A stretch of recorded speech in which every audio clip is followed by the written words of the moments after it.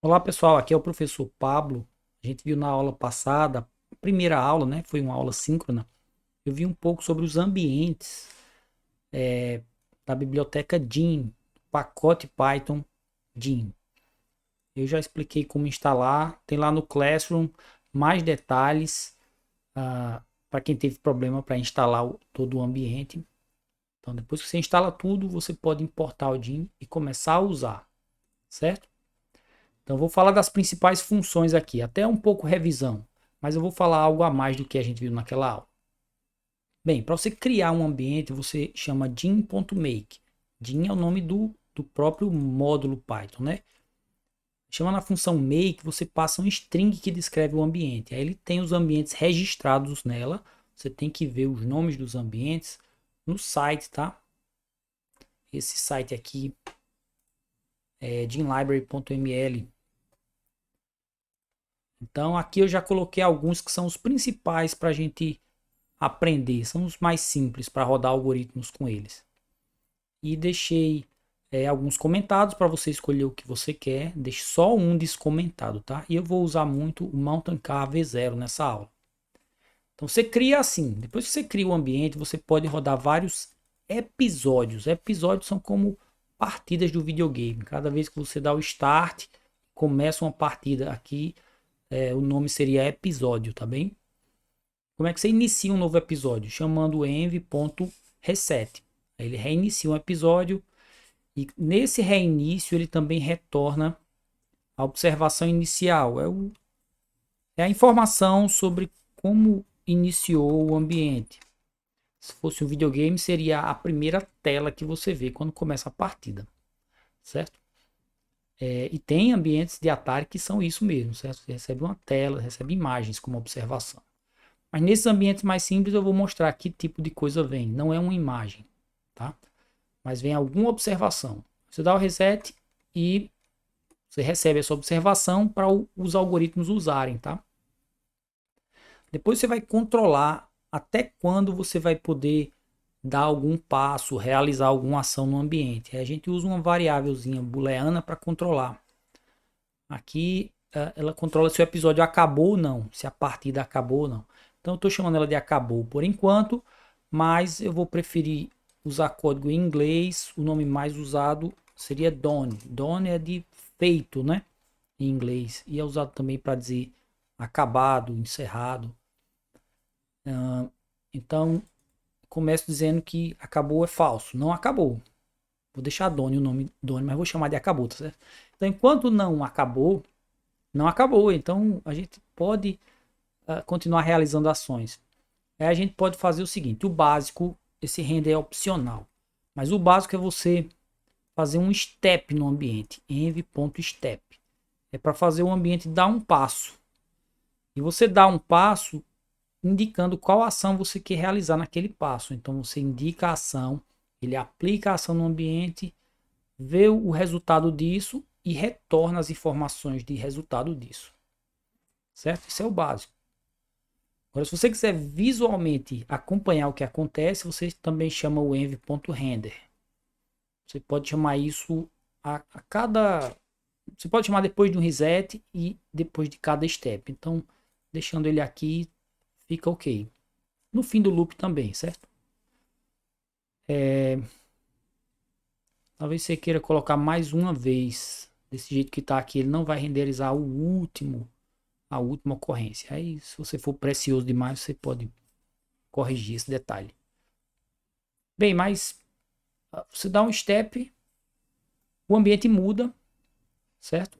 Aí, o que é que, como é que você sabe o resultado dessa mudança no ambiente? A função step retorna uma quádrupla. Ela retorna a próxima observação, que eu posso atribuir à mesma variável, mesma OBS que eu usei antes. Retorna uma recompensa, geralmente a gente chama de R, ou em inglês, reward.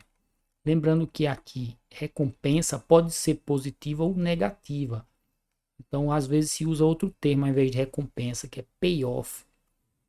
Então, é o tipo de retribuição, algo assim. Pode ser positivo ou negativo. Ele também retorna se acabou ou não. Aquela mesma variável done eu vou usar para receber esse valor.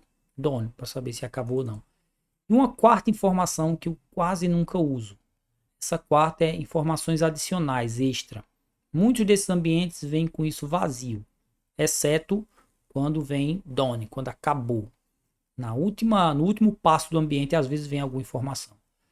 Para esse ambiente simples, foi isso que eu percebi, certo? Uns poucos testes que eu fiz. Essa quarta informação os algoritmos não usam, tá bem?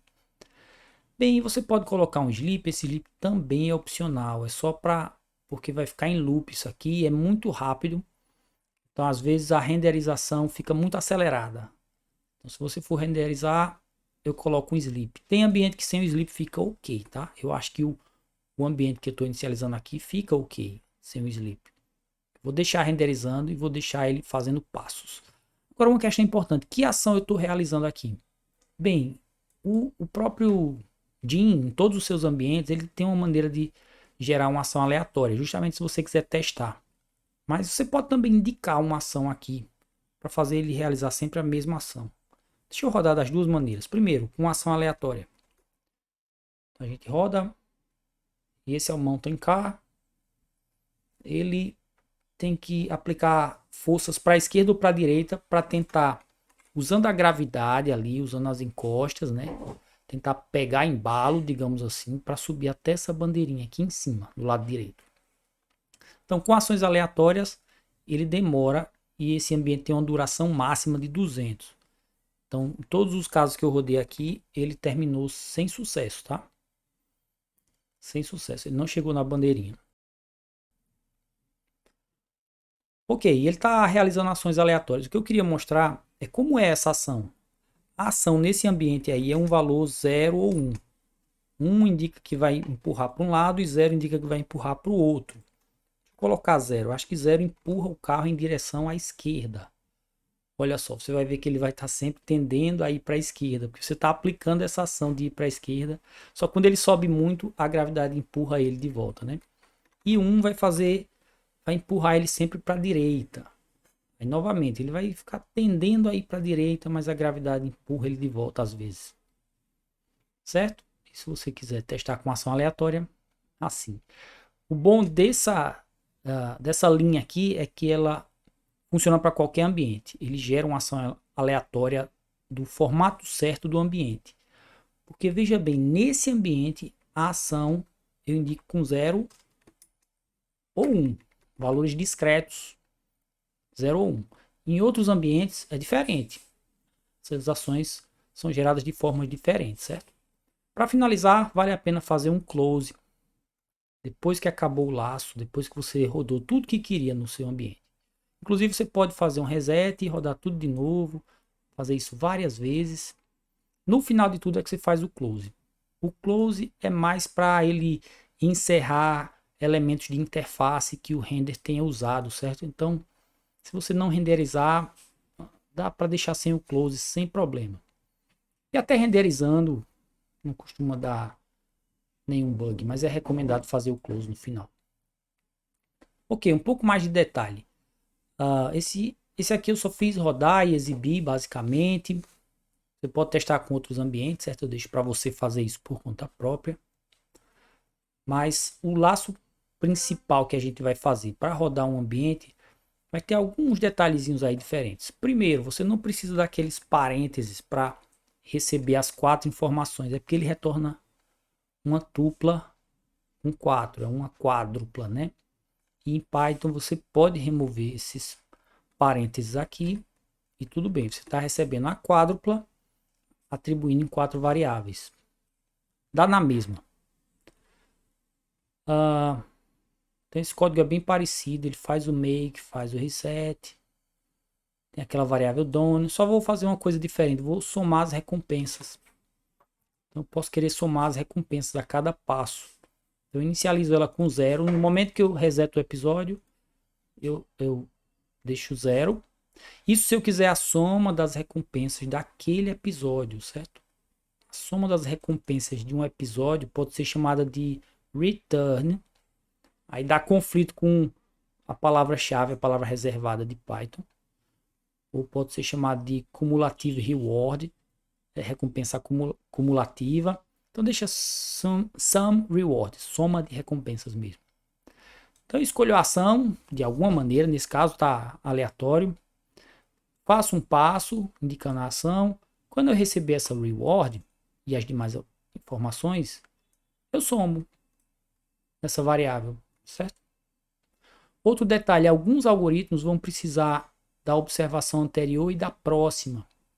Então aqui, ao invés de eu atualizar direto aquela mesma variável OBS que eu recebi no reset, eu posso receber em uma outra variável, que eu vou chamar de next OBS, next observation, próxima observação, tá? Porque pode ser que, dependendo do algoritmo, aqui eu queira fazer algum cálculo, alguma atualização. Opa, isso não é C, nem C++. Pode fazer aqui algum cálculo usando tanto o OBS quanto o Next OBS. A gente vai ver algoritmos que precisam disso. Então é bom ter as duas. E aí, quando acabou o loop, aí você atualiza, faz a observação. Considere que OBS é a observação anterior. E Next é a atual, na verdade, né? O nome depende do referencial aí. Então você faz com que a observação anterior receba a Next, porque agora você vai fazer uma nova ação e vai atualizar a Next. Tá? Então, esses detalhezinhos aí, essas pequenas diferenças, é importante vocês conhecerem, porque a gente vai fazer algoritmos com base nesse loop aqui, com muitos acréscimos aqui para cada algoritmo, certo? No final, env close, você pode imprimir a recompensa total. Vou rodar algumas vezes aqui com... dessa vez eu nem renderizei, só fiz mostrar a recompensa total. No caso do Mountain Car, não precisa do sleep, então vou deixar comentado. E vamos exibir. Cada passo ele tem -1 nesse ambiente, tá? Então no final ele contou quantos passos teve, e isso ficou negativo, -200. Porque esse ambiente no máximo tem 200 passos mesmo. Tá? Tem outros que podem acabar antes. Se suas ações não forem boas, o episódio encerra. É o caso do Cart Pole, aquele que tenta equilibrar um tipo de poste de madeira. Aí 20, a cada passo você ganha um. Tipo assim, enquanto você conseguir equilibrar ele, tá positivo, tá no positivo. Agora quando cair, aí não conta nada, encerra o episódio. Então a recompensa total indica quantos passos você manteve ele equilibrado. Nesse caso 20. Como as ações são aleatórias, pode dar variação em diferentes execuções. Agora foi 40. Se eu rodar de novo, foi 11. Esse episódio pode chegar a 500 passos, se você conseguir manter equilibrado por 500 passos, certo? Nesse caso não deu. Eu queria mostrar uma informação a mais agora. Como é que vem essa observação? O que é esse valor que vem aqui? Certo? Ele pode ser uma imagem, ele pode ser um array, pensando como C, C++, Java, ou uma lista, né, que é o que realmente vem em Python. Uma lista de valores. Pode vir também uma matriz de valores, tá? Então eu quero imprimir esse observation para alguns ambientes aqui, para vocês verem. Também podemos imprimir a ação. Então você vai ver uma observação e uma ação. A observação geralmente é uma lista, a ação é uma coisa individual nesse ambiente simples. Tá renderizando, mas eu nem quero renderizar. Depois eu vou desativar. Então tá aí, ó. A ação é um valor. 0, 1 ou 2 nesse ambiente Mountain Car. E as observações, ó, são listas com dois valores float. As ações, até já tinha mostrado antes, né? Tem 0 e 1 para empurrar para um lado ou para o outro. Essa ação 2 é que eu vou ter que olhar aqui, porque eu não lembrava dela não. Ó, aqui onde você vê as informações, você vai procurar pelos ambientes, nesse caso são Classic Control. E eu estou vendo Mountain Car. As ações. Não, esse é o Continuous. O que eu fiz é o Mountain Car normal, esse. Então as ações realmente são 3 valores discretos que podem vir. O que é que eles significam? Action Space. Pode ser 0 para acelerar para a esquerda, 1 para não acelerar. Olha só, aquele 1 que eu achei que era para ir para a direita, é não acelerar. E 2 de acelerar para a direita. Certo? Então tem esses três valores, 0, 1 ou 2. Como eu estou gerando a ação, escolhendo a ação de maneira aleatória, né? No futuro vai ser um algoritmo que vai fazer isso para mim. Escolher de uma maneira que não seja aleatória, que seja boa. Mas agora está escolhendo aleatoriamente, então a gente deve ver um bocado de 0, 1, 2, 0, 1, 2 aqui. Realmente. E a observação? São dois valores. Uma lista de dois valores. O que são esses valores? Você pode olhar lá na especificação, o Observation Space, e ver esses valores. E tem Shape 2, quer dizer que é uma lista linear mesmo, com dois valores. Poderia vir 2, 2, aí seria uma matriz 2 por 2, tá? Então, o primeiro valor é a posição do carro ao longo do eixo Y, do eixo X. Posição. E o 1 é a velocidade do carro. Pronto, tem essas duas informações ali. Então, aquelas listas todas são posição e velocidade. Se você quiser mais informação, também ele informa ali como é que varia. Aqui está com erro, esse minimax está informado errado. Ele não varia de menos infinito a mais infinito, não. Ele varia aqui, ó, de menos 1.2 a 0,6 é a posição. A posição menos 1.2 é o extremo esquerda, o 0,6 é o extrema direita aqui da tela. E a velocidade de menos 0,07 e a mais 0,07. Então esse low e high diz o valor mínimo para as duas dimensões e o valor máximo para as duas dimensões. A gente pode inspecionar isso no código. Essas informações todas vêm também dentro do ambiente. Você pode testar esse código aqui que eu vou disponibilizar para você ver as informações, certo?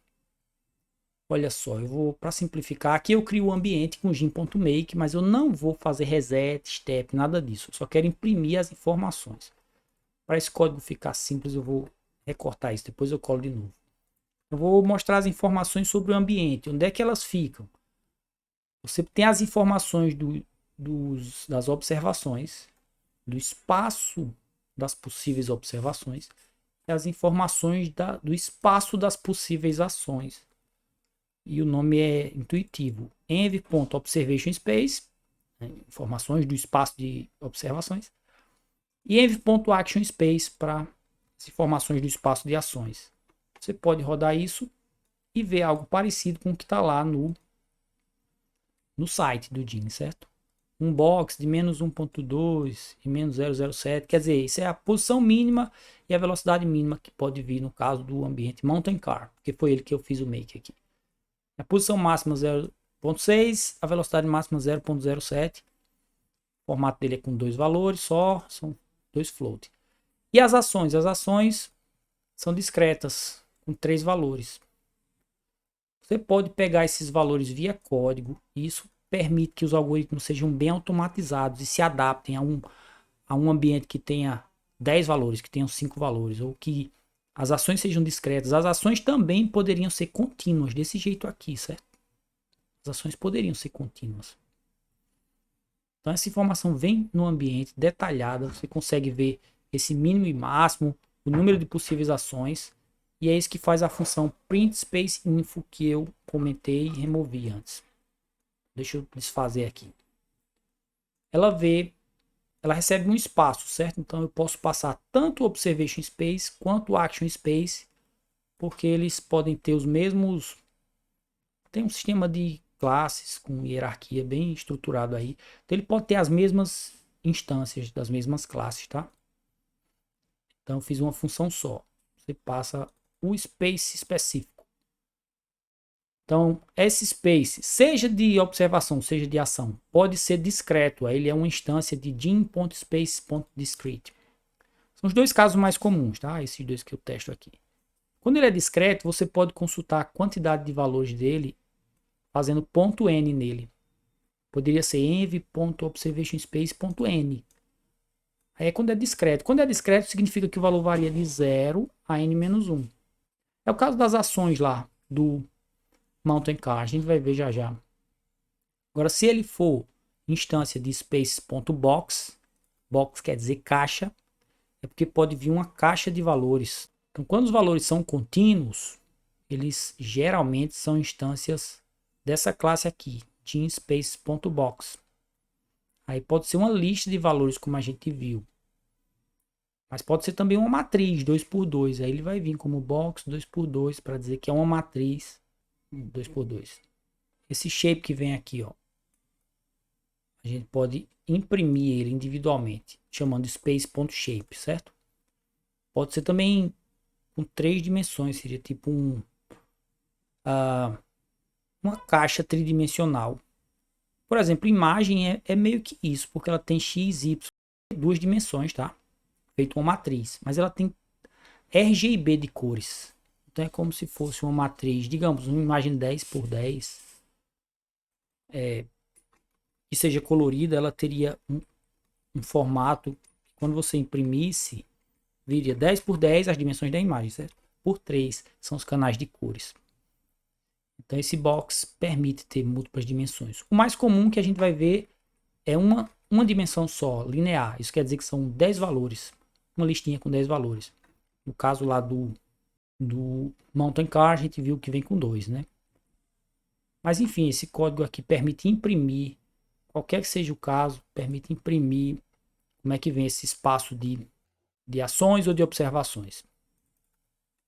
Vou até mudar aqui, não é state, mas é observação, é o mais correto. Então, quando eu imprimir, no caso do Mountain Car, ele vai dizer que o espaço de observações é um box, tá? Mas e os detalhes? Bem, o formato dele é 2, é linear. Valores mínimos e máximos a gente já viu antes como é. Mas você pega via código, certo? Com esses atributos aqui. E o Action Space é discreto. Discrete 3 quer dizer que ele tem 3 valores, de 0 a 2. Tem ambiente que tem espaço de ações contínuo? Tem. Vou mostrar um exemplo agora. Esse pêndulo, por exemplo. A ação que você passa para ele é um float, certo? Olha só, ele é uma lista de um valor só. Mas ele é box, quer dizer que é um valor tipicamente contínuo, né? Você sabe que é box de float. Shape é 1, quer dizer que é um valor só. E ele varia de menos 2 a 2. É um pouco mais complexo até de resolver esse tipo de ambiente.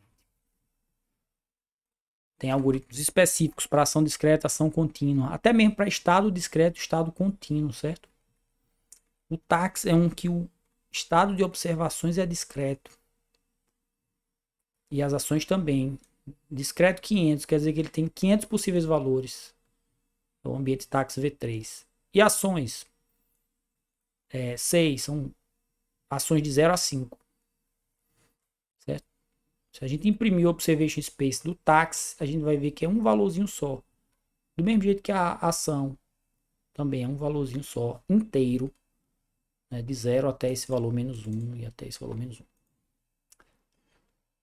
Bem, só para vocês conhecerem um pouco sobre essa questão. Tem ambiente que o espaço de observações é discreto ou contínuo. Tem ambiente que o espaço de estados pode ser discreto ou contínuo. Ou de ações. O espaço de ações também pode ser discreto ou contínuo. Tem todas as combinações aí. E, por fim, só mostrar uma solução manual para o ambiente do Mountain Car V0. Eu testei antes aqui, certo? E ao invés de fazer a ação ser escolhida aleatoriamente, isso aqui já dá algum resultado. Vamos só relembrar como é que fica com a ação escolhida aleatoriamente. Mountain Car. Fica bem sofrível. Ele mal sai aqui do fundo desse vale, digamos assim. Ó, aqui são as observações, certo? São 2 valores. É contínuo. Agora vamos tentar escolher a ação, tentando pensar alguma lógica. Eu fiz o seguinte, certo? A observação aqui é uma lista dessas. O primeiro valor é a posição do carro, o segundo é a velocidade. Então fiz o seguinte. E o 00 é aproximadamente onde o carro começa. Ele tem estado inicial com alguma aleatoriedade, mas ele começa perto da posição 00. Se ele tiver menor, certo? Se o primeiro valor dessa lista, que é a posição, tá? Observation é uma lista dessa. O primeiro valor é a posição. Se for menor que 0,0, é mais à esquerda de onde ele começa. E se o índice 1 dessa lista, que é a velocidade, se ela for negativa, quer dizer que ele está indo em direção à esquerda, eu faço a ação 0, que é empurrar ele mais para a esquerda também. Ajudar ele a subir a encosta. Se não, eu faço a ação 1, mas eu acho que eu deveria ter colocado 2. Tinha preparado com 1. 1 faz nada, certo? Ele para de acelerar e o 2 acelera para a direita. Então vamos ver se isso já dá algum resultado, tá? Compare com o que a gente viu antes da escolha aleatória. Olha só, deu resultado em tempo menos 121, quer dizer que ele chegou lá em cima, a cada passo ele tem recompensa negativa de 1. Então ele chegou lá em 121 passos, foi muito positivo até essa solução. Muito boa, a gente vai tentar fazer um algoritmo que aprenda automaticamente a resolver, para não ter que pensar, quebrar a cabeça e escrever o código, certo? Mas essa solução foi incrivelmente boa até, para uma solução chutada aqui, que eu fiz uma correção em tempo real, em tempo de gravação, enquanto eu gravava aqui para vocês, certo? Só para vocês aprenderem a brincar com os ambientes. Acho que eu queria falar só mais uma coisinha, dar um exemplo de usar um wrapper. Tem ambiente como o Cartpole V1, que as recompensas não estão muito úteis, assim, não ajudam muito a encontrar a solução do problema. Ele é assim, recompensa 1 positivo sempre, sempre, sempre. Só que se o poste lá cair, aí ele para. Então o que falta nele é uma recompensa negativa para dizer caiu antes da hora. Aí você pode criar uma coisa que a gente chama de um wrapper. Ele engloba, ele vira um tipo de capa por cima do ambiente. E o Jim já oferece uma classe para você criar wrapper, que é Jim.wrapper. Você pode criar a sua classe estendendo ela, né? Extensão, criar uma subclasse em Python é desse jeito aqui. Construtor, você só faz chamar o construtor da superclasse, que é desse jeito em Python. Ele vai receber um ambiente e vai encapsular ele, certo? Vai servir de capa sobre ele. De envoltória, enfim, vai ficar embalando ele. Vai servir de embalagem, né? Quando você chama o construtor da superclasse, esse ambiente fica guardado lá, num atributo .env, tá? Aí você vai fazer nesse wrapper, tipo, modificar a função de step. Então você vai dizer como é a nova função de step nessa sua nova versão desse ambiente, digamos assim. Lembre-se que step recebe a ação. Então você vai modificar. Tipicamente você vai fazer o seguinte, você chama o self-env, que é o ambiente original. Ponto step passando a ação. Tipicamente você repassa só a ação. Pega o resultado disso e modifica isso. No meu caso, eu quero ver o seguinte: quando ele acabar antes da hora, eu quero modificar a recompensa. Então, eu fiz um teste aqui. Se foi done, acabou. E se a quantidade de passos que o ambiente rodou, né, nesse episódio foi menor do que o máximo de passos, esses são dois atributos que estão lá no ambiente original, certo? Foi menor do que o máximo de passos, então eu vou dar uma recompensa menos 100. Quer dizer que o episódio acabou antes da hora. Eu dou uma recompensa menos 100. Então, se a gente rodar agora o Cartpole desse jeito, eu vou copiar o código de rodar um episódio, esse código básico aqui, e vou ver a recompensa total com e sem esse wrapper. Só para mostrar o quê? Que o wrapper vai deixar a recompensa mais negativa, vai piorar assim o desempenho para quando o episódio acabar antes do tempo. No meu caso, ele vai sempre acabar antes do tempo, porque a gente não fez ainda um algoritmo que resolva, né, o ambiente. Pronto, então vamos rodar o básico, o normal, sem o wrapper. Eu rodo aqui, ele vai conseguir só alguns poucos passos. Opa, faltou dar um reset aqui.